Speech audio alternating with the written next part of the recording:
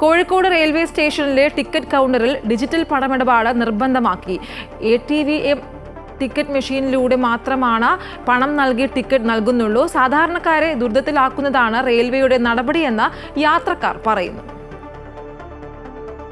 Ticket കൗണ്ടറിലൂടെ പൂർണ്ണമായും digital payment മാത്രമാണിപ്പോൾ അനുവദിക്കുന്നത്.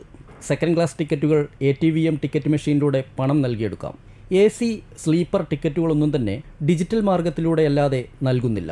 ഓൺലൈനായി പണമടച്ചില്ലെങ്കിൽ ടിക്കറ്റ് നൽകാനാവില്ലെന്ന് കോഴിക്കോട് റെയിൽവേ സ്റ്റേഷനിലെ ടിക്കറ്റ് കൗണ്ടറിലെ ജീവനക്കാർ പറയുന്നു.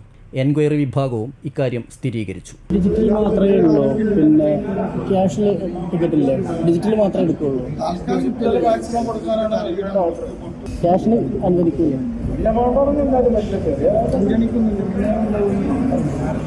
ഡിജിറ്റൽ പേയ്മെന്റ് വശമില്ലാത്തവരും പ്രായമായവരുമൊക്കെയാണ് ഏറെ ബുദ്ധിമുട്ടുന്നത്. ഇപ്പോൾ പൂർണ്ണമായിട്ടുള്ളതാണ് ഏറ്റവും സുഖം. ഞാൻ ചെറിയ ഫോണാണ് ഉപയോഗിക്കുന്നത്.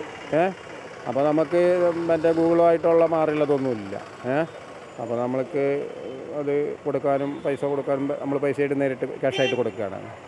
ബുദ്ധിമുട്ടാണ്. അപ്പോൾ ഇതിന് ബസ്സിന് എന്തെങ്കിലും പോരേണ്ടി വരും, ട്രെയിനിന് പോരേണ്ടാക്കേണ്ടി വരും. അല്ലാണ്ട് അപ്പോൾ രക്ഷയില്ലല്ലോ. ഇല്ല, ഞങ്ങൾ ചെറിയ ഫോണാണ് ഉപയോഗിക്കുന്നത്. റിസർവേഷൻ കൗണ്ടറിലും അവസ്ഥ മറിച്ചല്ല. മൊബൈലിൽ ഡാറ്റ തീരുകയോ നെറ്റ്വർക്ക് പ്രശ്നങ്ങൾ ഉണ്ടാവുകയോ ചെയ്താൽ ATVMലൂടെ ലോക്കൽ ടിക്കറ്റ് എടുക്കാമെന്ന് മാത്രം.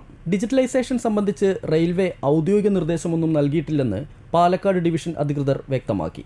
ക്യാമറാമാൻ മനോജ് പേരാമ്പ്രയ്ക്കൊപ്പം S. വിനേഷ് കുമാർ, അമൃത ന്യൂസ്, കോഴിക്കോട്.